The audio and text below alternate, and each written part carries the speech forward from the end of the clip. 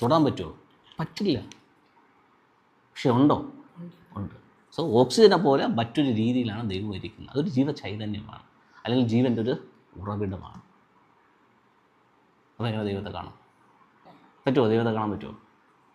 ഈ ബൈബിളിൽ വളരെ വ്യക്തമായിട്ട് പറയുന്നുണ്ട്, ആരും ഒരു നാളും ദൈവത്തെ കണ്ടിട്ടില്ല, കാണാൻ പറ്റില്ല.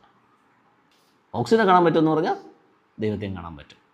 കാറ്റിനെ കാണാൻ പറ്റുമെന്ന് പറഞ്ഞാൽ ദൈവത്തെയും കാണാൻ പറ്റും. പറ്റുമോ? കാണാൻ പറ്റുമോ? പറ്റും.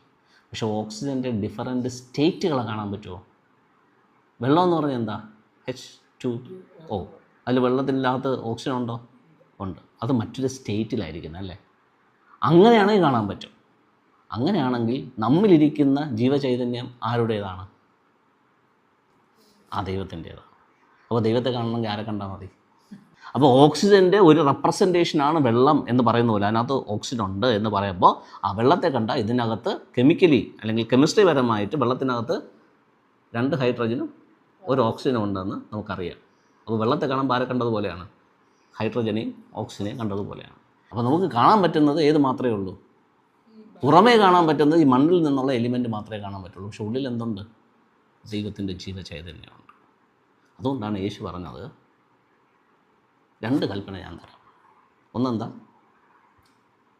നിൻ്റെ ദൈവത്തെ നീ പൂർണ്ണ ഹൃദയത്തോടെ, പൂർണ്ണ മനസ്സോടെ, പൂർണ്ണ ആത്മാവോടുകൂടെ ഒക്കെ സ്നേഹിക്കണം. ഒന്നാമത്തെ കൽപ്പന. രണ്ടാമത്തെ കൽപ്പന കുറച്ചുകൂടി ചെറുതാണ്. എന്നാണ് പറഞ്ഞത്? രണ്ടാമത്തെ കൽപ്പന എങ്ങനെയാണ് പറഞ്ഞിരിക്കുന്നത്? അതിനോട് സമം, അതിനോട് ഈക്വൽ, ഒട്ടും ചെറുതുമല്ല ഒട്ടും വലുതുമല്ല, സെയിം. രണ്ടാമത്തെ കൽപ്പന എങ്ങനെയാണ്?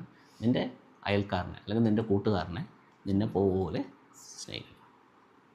അപ്പോൾ ദൈവത്തെ സ്നേഹിക്കുന്ന പോലെ ആരെയും സ്നേഹിക്കണമെന്നാണ്? കൂട്ടുകാരനെ സ്നേഹിക്കണമെന്നാണ്. രോഗിയായിരുന്നു, നീ വന്ന് കണ്ടില്ല. ഞാൻ തടവിലായിരുന്നു, നീ വന്ന് കണ്ടില്ല. ഞാൻ നഗ്നനായിരുന്നു, നീ ഉടുപ്പിച്ചില്ല. ഈ ഏറ്റവും ചെറിയ ഒരുത്തിന് ചെയ്തതെല്ലാം ആർക്ക് ചെയ്തതാകുന്നു? എനിക്ക് ചെയ്തു.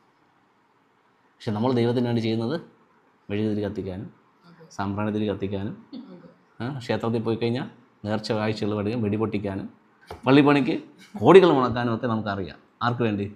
ദൈവത്തിന് വേണ്ടി. ഒരുത്തൻ വയറ് വിശന്ന് അതിൻ്റെ മൂട്ടിൽ വിഷയം അയച്ചുകൊണ്ടിരുന്ന് കഴിഞ്ഞാൽ നമ്മൾ തിരിഞ്ഞു പോലും നോക്കത്തില്ല. ചിലപ്പോൾ 50 പൈസ തൊട്ടെടുത്തിട്ടുള്ളൂ. പക്ഷെ കർത്താവ് എന്താ പറഞ്ഞത്? അവന് ചെയ്യുന്നതാണ് എനിക്ക് ചെയ്യുന്നത്. അപ്പോൾ ശരിക്കുമുള്ള ദൈവിക സങ്കല്പത്തെ അല്ലെങ്കിൽ ദൈവികമായിട്ടുള്ള ആ ഒരു ബോധ്യത്തെ നമ്മൾ മനസ്സിലാക്കി കഴിയുമ്പോൾ ദൈവത്തെ നമുക്ക് ആരിൽ കാണാൻ പറ്റും? എന്നിലും കാണാൻ പറ്റും, മറ്റുള്ളവരിലും കാണാൻ പറ്റും.